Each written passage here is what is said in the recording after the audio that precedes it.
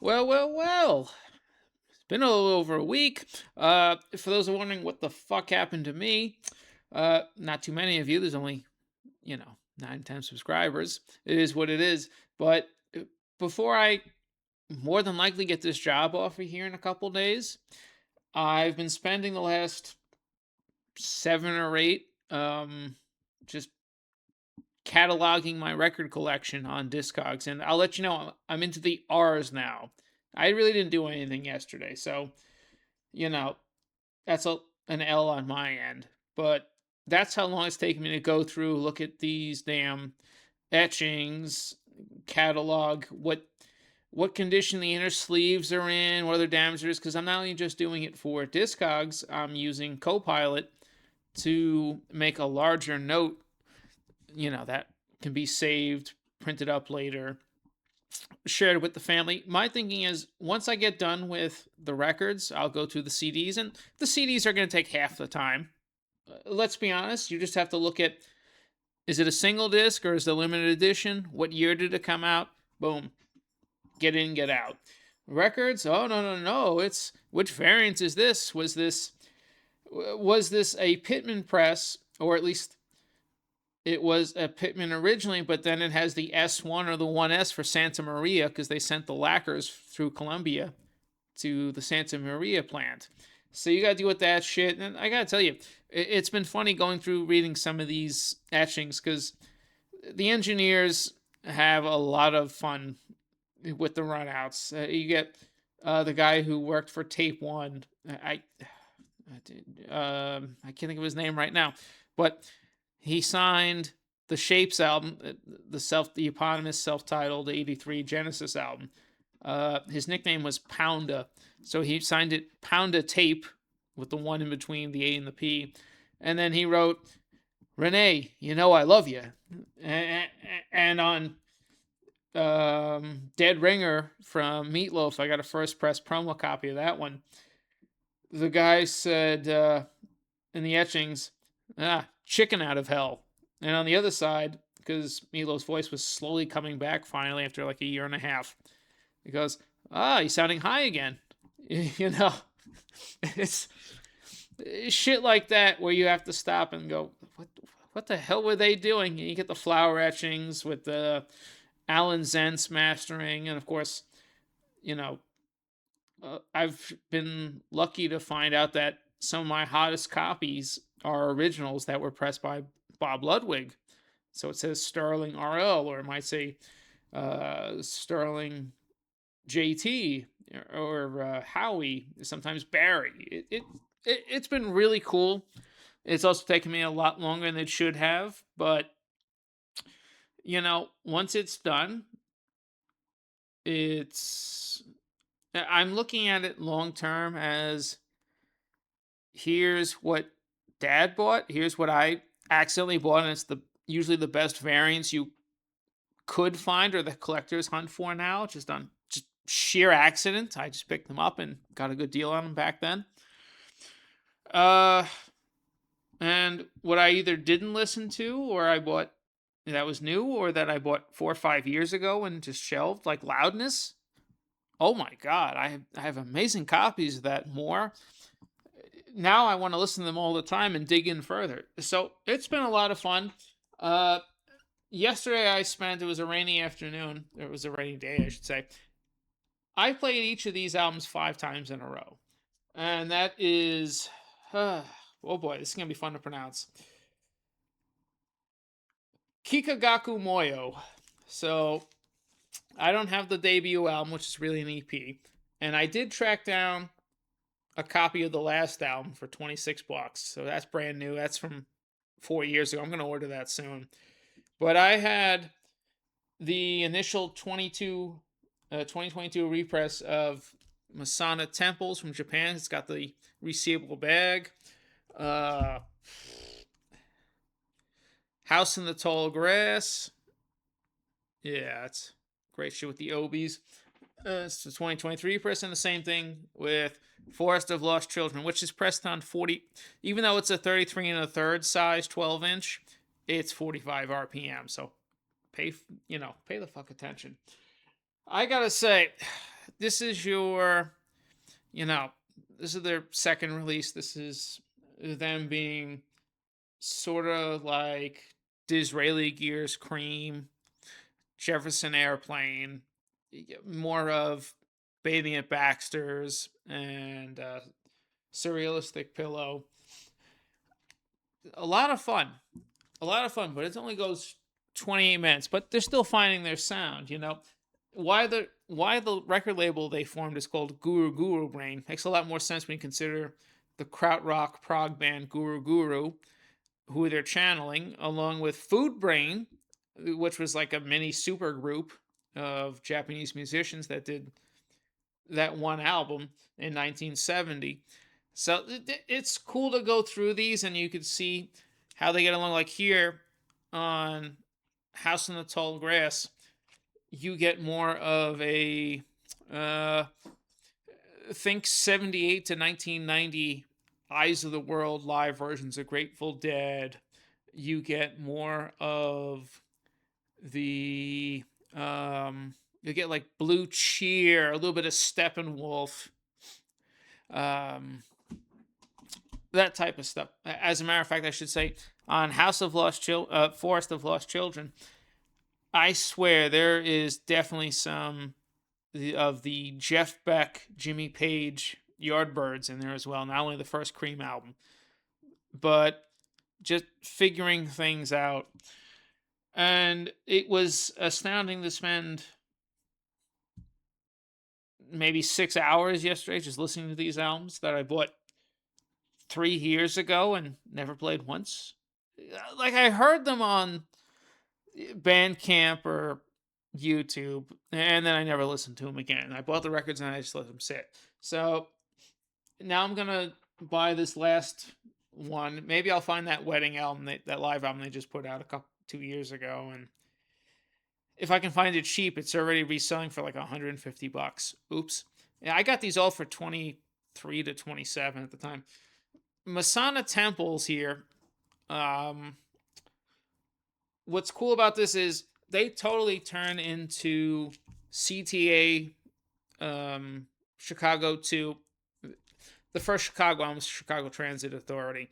Let's be real. The first 4 Chicago albums are double LPs anyways.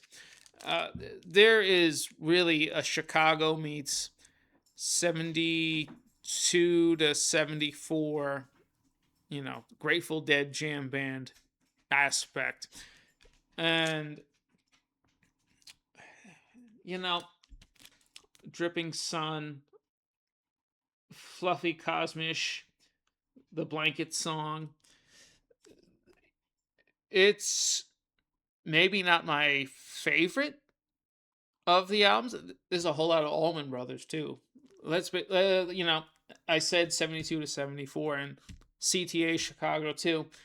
This is definitely 70 to 73 Allman Brothers, or better yet, at times we dip more into the Derek Trucks reunion comeback era, with of course Dickie Betts, taking more prevalence since not Dwayne was dead, but the Betts Trucks era, late 80s to the 2014. Yeah, there's a lot more of that on here. So each one's a different statement. I appreciate the hell out of it. And of course, Flower Traveling Band's thrown into there as well. You can't get away from the early Japanese underground psych. That's a key part of it.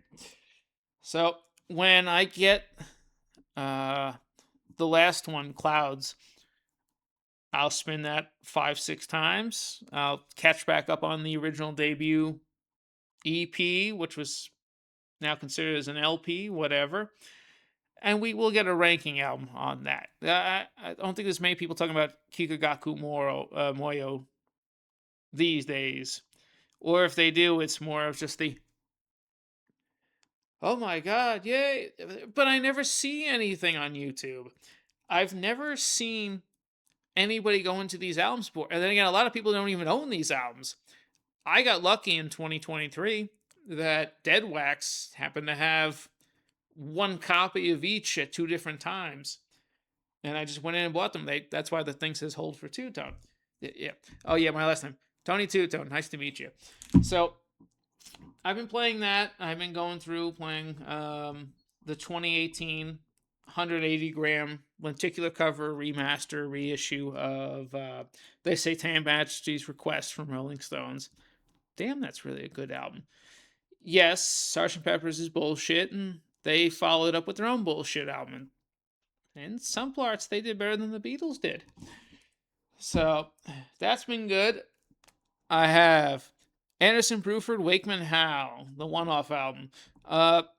This is the 2003 Japanese remaster. I should say remix.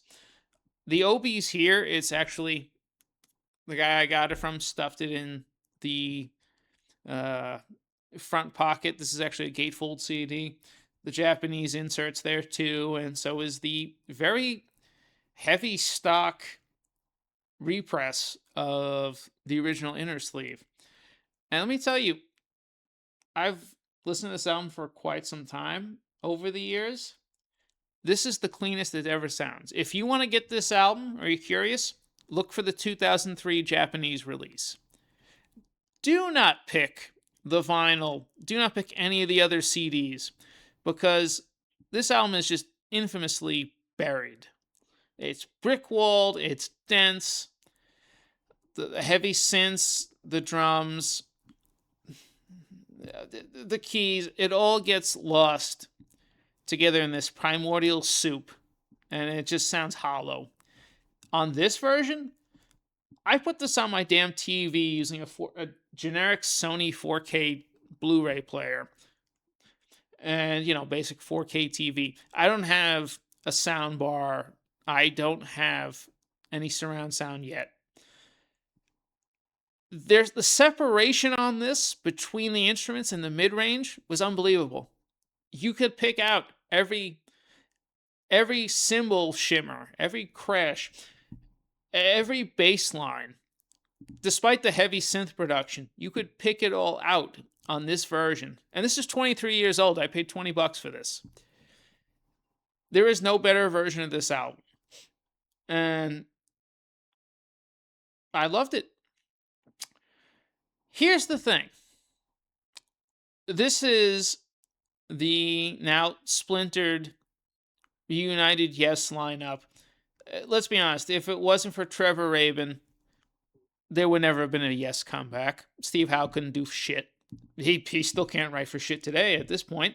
I mean, Yes is just the Steve Howe band, but his bitch old ass can't take a chance and just go by his own name while he ruins the legacy with more albums. Maybe this one will actually be good. The first song I heard the other day wasn't bad, but no, if you want to hear Yes today, you got to listen to John Anderson's True at the Band Geeks, the live Perpetual Change album where he does all Yes classics, and probably the new John Anderson album that's coming yet that we haven't heard anything from. Those are going to be way better Yes albums than anything Yes has done since the latter. And you're saying, oh, these are fighting words. No, it's the truth, bitches. Yes, in its current form, sucks balls. Day in, day out. And y'all just lying to yourselves about it. And that said, ABWH. On repeat listens immediately, oh my God. Most of these songs do not need to be 8 to 10 minutes long. I turned it off halfway on the second listen. I just went, Jesus Christ, John's is staying in the same fucking voice. It's that his natural high register, but he's not adding warmth. He's just, hi, how you doing? He's doing his old thing. And Bill Bruford is one of the greatest drummers of all time. He's just doing his thing. He's staying in his pocket. Sometimes he takes chances. But it is what it is. They all start to sound more of the same as we go through these tracks. Everyone's trying to get their time. It's like watching All Japan, New Japan, CMLL, sometimes AEW. Hey, I gotta get my shit in, brother. Make sure I get my shit in. I don't have to sell anything. I have to get my shit in. That's what they're doing here. So as much as I loved it and this variant of it, and there is never going to probably be another one at this point because who knows with physical media, this is not an album you can reach for and play for, 3-4 times in a row. It's a statement, but it gets boring. I almost put on Tales from Topographic Oceans after this as a palate cleanser. Topographic Oceans as a palate cleanser. And that goes way off into the further into the woods than this does. But there's something going on there. This, on repeat, it's like, well, the synths are drowning a lot of shit out. It's just, even with the honest separation, that didn't, and I don't mean left and right channel. It all sounded like it was analog, like on a record. It was still coming out of one channel, and you could pick it out of the air. And I just went, I don't need to keep hearing this. I'm gonna turn it off. I'll go back to it later. I loved it on the first spin, but on the second spin, not so much there. So going on. Holy shit! I'm only 16 minutes in this. I'm gonna go through 4 fucking things. Jane's Addiction, Ritual de lo Habitual, $8 used, original CD. No, I'm not gonna try to hunt down a long out of print limited vinyl copy. That probably sounds way better, but it's gonna cost me $80. And now I gotta find the first. Oh, I'm sorry, the second album. That EP is considered the first album too. Go figure. Kikagaku Moyo again. The originals.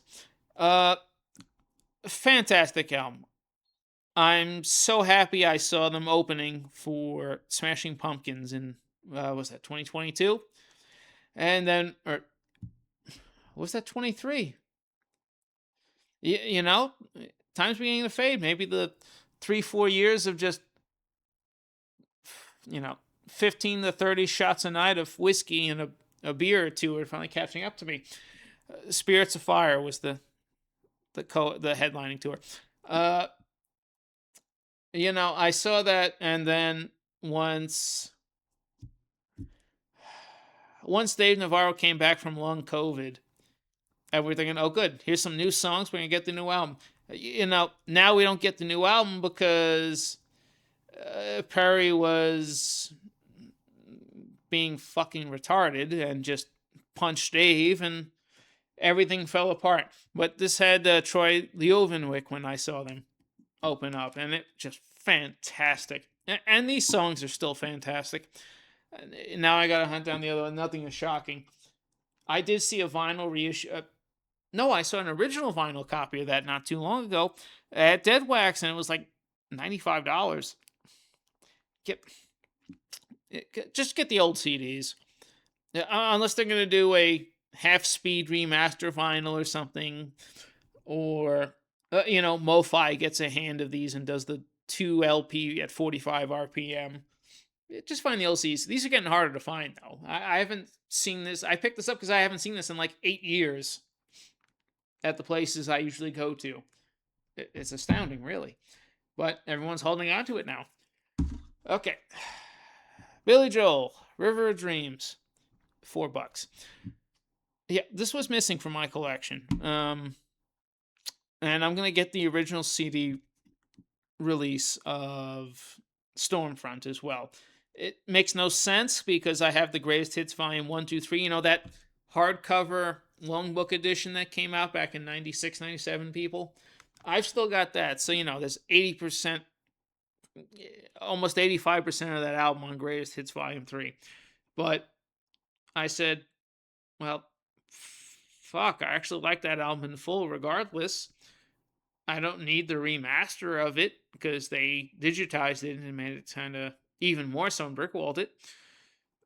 But the original vinyl is going for $30 in great condition. So, you know what? I'll take the $5.99 original CD that I found on Discogs. I haven't ordered it yet, but this is pretty underrated.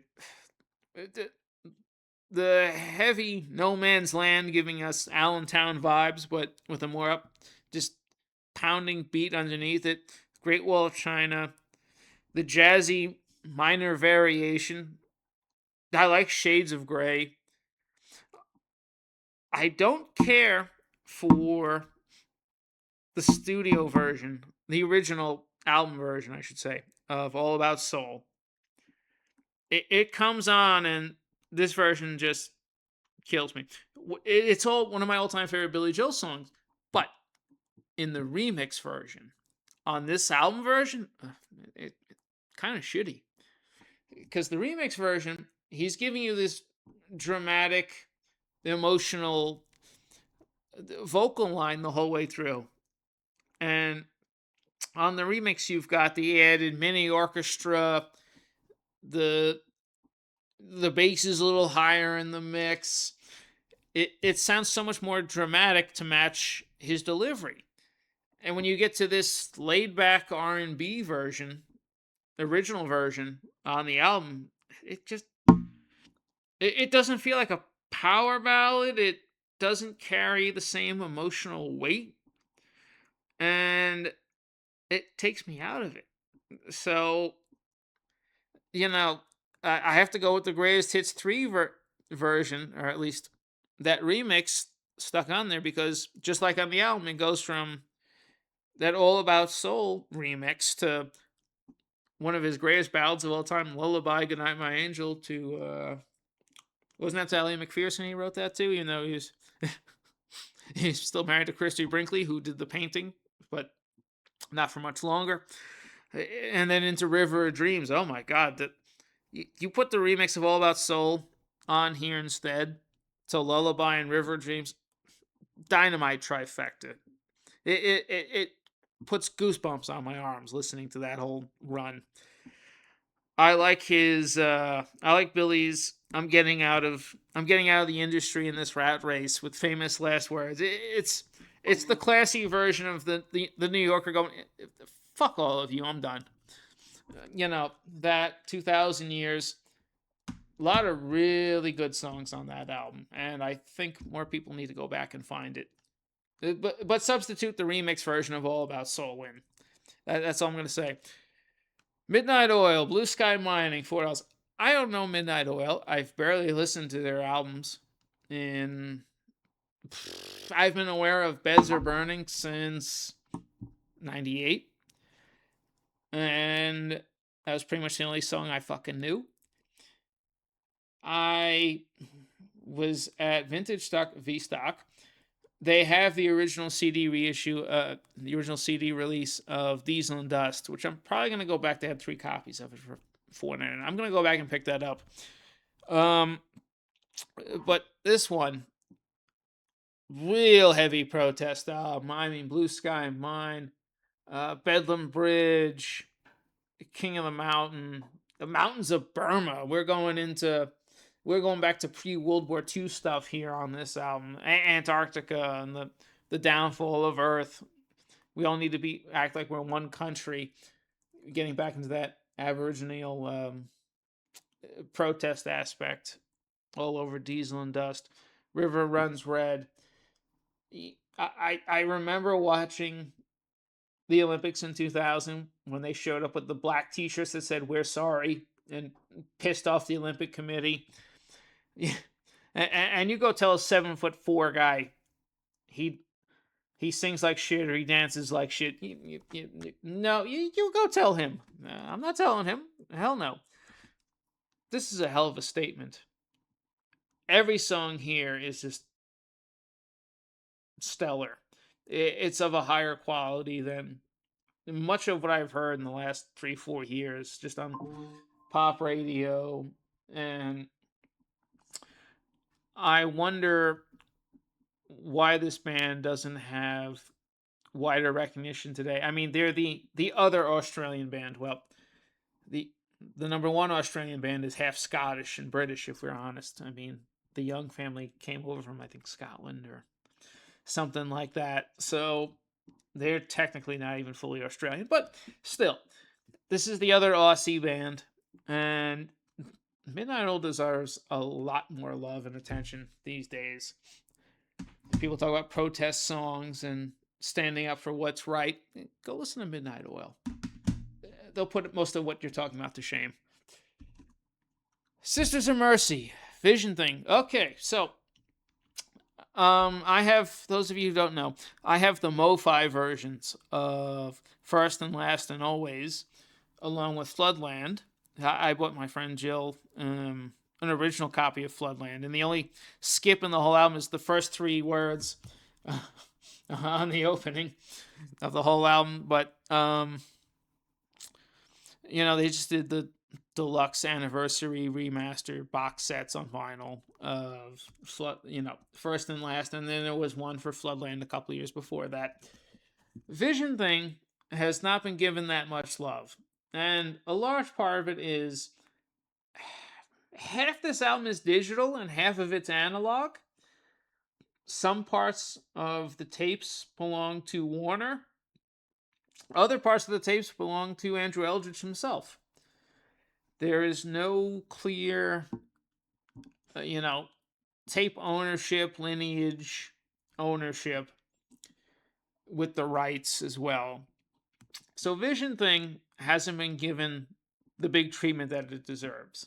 And it probably won't unless Eldritch and Warner, Warner Electric, can sit down and meet in the middle. I don't know that's going to happen. I mean, Warner reissued this in that OAS original album series box set, and they misspelled Vision Thing. They misspelled Vision as Vison, Vison. That's how much they care about this album. They couldn't even fucking print the title on the spine correctly. And to get this for $5, the title track, Detonation Boulevard, When You Don't See Me, Dr. Jeep, More, the emotional I Was Wrong. This is a solid album. Yes, it's a weird hybrid of stuff, and you can hear you can hear the different switch over from digital to analog with tape loops and things like that. This is way better than it gets credit for. And I mean, I saw them live. I even have the poster from when they came to St. Louis a couple of years back. When they did Detonation Boulevard with Dr. Jeep, and they dipped into More. It was amazing. And I sit here and go, why doesn't this get the love? This is more of, and I've come to find out, this is more of the fans like it. It's not one of the 2 albums that bring people in. And I get that. I mean, Floodland and First and Last have their immediate singles. It is what it is. But Vision Thing deserves a lot more love, guys. And to see it for this cheap, $5, I've already got the Reptile House EP RSD reissue, and then the RSD reissue for Standing with the other EP thrown onto it. Just to close up the circle, now to get this, I'm like, yes. I'll probably put in the order for the remastered vinyl of Slight Case of Overbombing, which has all the 12-inch mixes on it, and get that. I'm trying to hunt down a copy of the Alice EP from way back in 1981, because that hasn't been reissued yet. But once I get the Alice EP and, the best of Overbombing, I got the whole fucking catalog, and I didn't spend too much to do it. So, it's a win. It's one of my favorite of the, I can't say the G word, but yeah, you know what, fuck it, I can. Goth. I know. Eldritch would have a field day and maybe throw his shades at me if I said goth, but it's such a good album. Sisters of Mercy is an amazing band. I still have to get some of the Mission UK albums too as well, because that's the other 2 original members. Okay. Coming in the home stretch. Jesus Christ. Did y'all miss me? I'm going a half hour easy just talking about these. Next up, Styx, Edge of the Century, 1990. This is the one album. Well, to be fair, there's actually 5 albums without Tommy Shaw. Tommy Shaw didn't come in until, what was it, Crystal Ball? Or was it Equinox? Either one of those two. He was on the first 4 albums either way. So this is after Tommy left. You still got Dennis. You got JY. Panazzo, one of the Panazzos is there. No, both Panazzos are here, and then the brother, one of them died in '96. This is a pretty good album. Show Me the Way, the title track. Not Dead Yet. All in a Day's Work. Back to Chicago. I loved JY. When JY rocks it, I just love it. Homewrecker. A really strong album. It doesn't have it doesn't have Tommy in his writing, but if you're like me and you love the first 4 albums, and you can appreciate that without Tommy showing up with the extra flashy guitar and his high voice and some of his hooks, then Edge of the Century is a solid Styx album. I played each of these twice in a row before I took them out, went to the next one. So maybe I'm fucking crazy, but I was enjoying it, and I said, let me play that again. Hold on, let me make sure. And then when Tommy comes back, Return to Paradise, the 2-disc CD, CMC International. This is how far Styx had fallen. They were on CMC International. You get, at the time, 3 new songs, On My Way in Paradise, and then Dear John. And despite the immaculate live performance, which does have Show Me the Way from Edge of the Century, you can tell from the 3 new tracks on Return to Paradise that the cracks were there with Tommy coming back. Because you listen to On My Way, and then you listen to the Dennis track Paradise, you can tell that Tommy is lining up, JY's lining up with Tommy and saying, okay, we need to move more into the current pop world, and let's go this way. Let's try these hooks. And Dennis is doing what works. And before you say that doesn't make any sense, those last 2 Dennis albums, 26 East, those are classic Styx, and so damn good. It's just interesting to look at the cracks immediately forming. Like, they're fine live, it's a united front, but those 3 studio tracks on the CD version, you can tell it's like, yeah, we're a unified front live, but now we gotta write new music. I don't know if we should go this way. So I say this because this comes straight to the front on the very last Dennis album. I got this for $5. Brave New World. Good luck finding this for, $5 now. If you find a sealed copy, it goes for anywhere from 15 to 20. This is a very mixed bag. All 3, Tommy, Dennis, JY, produced this. Whoops. As I then proceed to drop it all over the fucking floor. What I think is that it's part of a different time. It's a different era. It's 1999.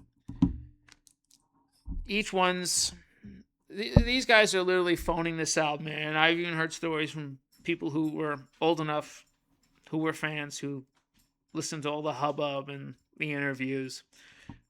This album is at times literally phoned in, like the Eagles album at the end. Long Road, Long Road. Sending tapes and tracks via UPS, that type of mess. I like the title track, Brave New World. Best New Face, Dennis's Fallen Angel, and Goodbye Roseland. High Crimes and Misdemeanors is a little interesting. Hip Hopcracy. Oh dear. Okay, maybe that it's good, but it's also kind of bullshit.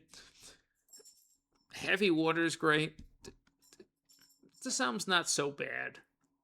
I don't think it should get all the flack it does, but this is the golden lineup, or what's left of the golden lineup with the one Chuck Panozzo.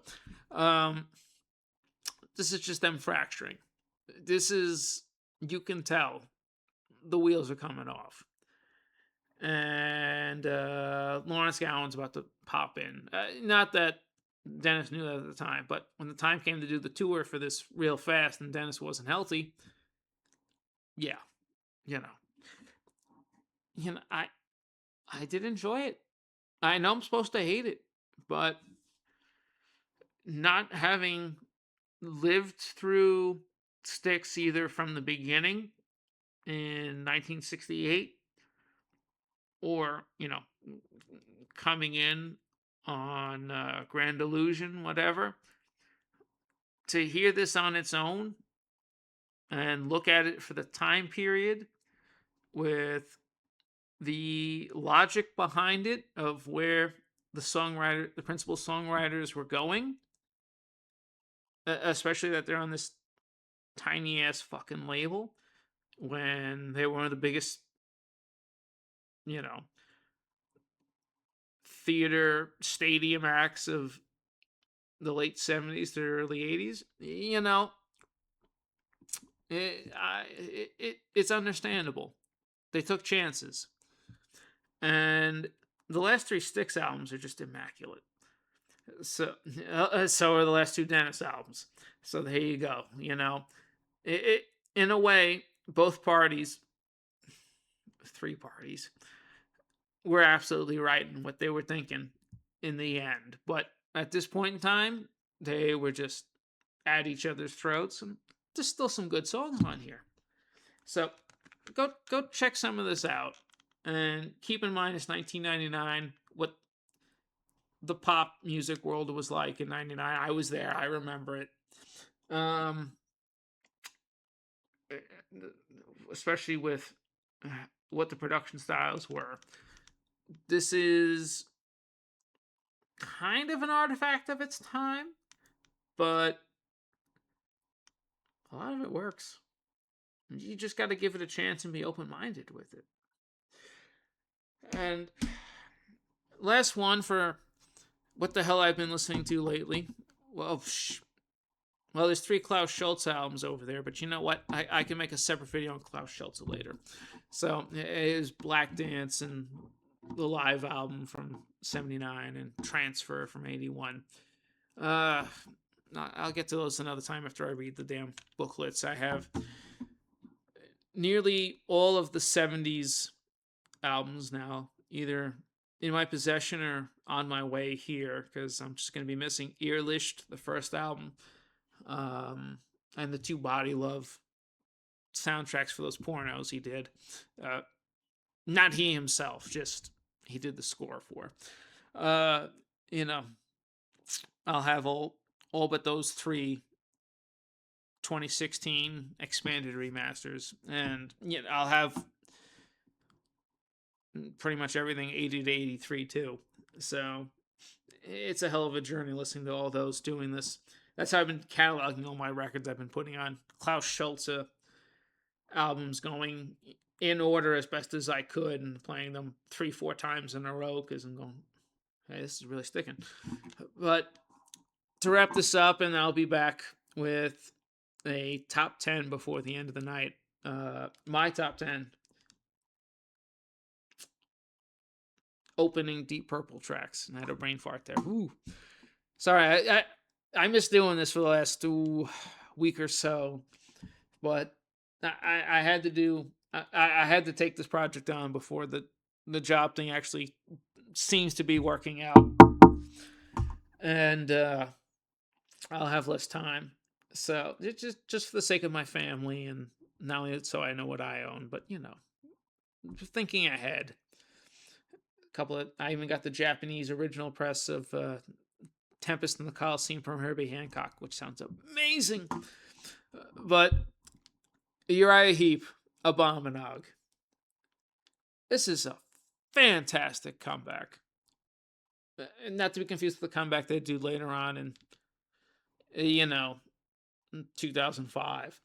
This is the initial comeback. There's a bunch of covers on here.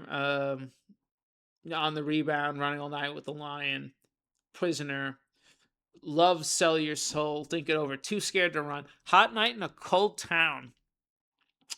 This is the original. This is the 05 deluxe remaster. So you get the proper UK track order, not the fucked up US version, which puts track 4 as track 1, and it puts Son of a Bitch from the Abominog Jr. EP on there instead of, I think, Thinking Over or Hot Persuasion was taken off. And you get the 2 songs from the Abominog Jr. EP, Son of a Bitch and Tin Soldier. You get the video version of Think It Over. And a couple of live cuts. Too Scared to Run, Sell Your Soul, That's the Way It Is. The Pete Golby era is only 2 albums. It probably should have got another album. Of Uriah Heep is solid. I mean, I prefer John Lawton over. I prefer John Lawton in a lot of things when he would pop up elsewhere, but this and was it Feel the Heat? The next one, they're great freaking albums. Pop, a little bit of metal influence, new wave of British heavy metal influence, a little bit of jazz. Mick Box killing it on guitar. Lee Kerslake back on drums after his Ozzy, studio stints with Ozzy on the Blizzard and Diary of a Madman. They're on fire on this album. Yes, I can't take the piss out of this cover. This looks like it's going to be a Witch Find or Satan album with this goofy looking devil, demon, whatever on this thing. It's like, ooh, they're going to go heavy metal. Holy shit. No, they don't. That cover is so fucking goofy. It's still not as bad as High and Mighty with the Flying Walter PPK or whatever the fuck was on that thing. Hello, 007. This is your new weapon. Oh God. This isn't as bad, but it's still cartoonish as fuck. But you know what? You saw this with the font on Uriah Heep, trying to look somewhat not Latinized, but Middle Ages type of font, and it just sold. And it's such a solid album, despite the cover lying to you. you can't help but keep playing it back over and over and over. So that's probably one of Uriah Heep's best albums of all time, and there's half the album ain't even original fucking songs. They just do a damn good job with it. So I'm going to wrap this the fuck up now. This is 44 minutes. So that's what I've been up to, and I'm probably gonna spin. I just got the half-speed remaster of Peter Gabriel's Birdie, the soundtrack album for the movie. So I'm probably gonna put that on here in a minute, or I'm gonna listen to Jimi Hendrix's Big Fun compilation and go back to cataloging the R's, actually starting the R's, and go from there. But like I said, I'll be back with another. I'll finally get that fucking Deep Purple video, and it's just been sitting in the house 8-9 hours a day, just spinning stuff, getting to know stuff again, and detailing this collection note. Ugh, tired. But thanks for putting up with the silence. It is all what it is, and I'll bring it back. See you in hell, my friends. Keep listening.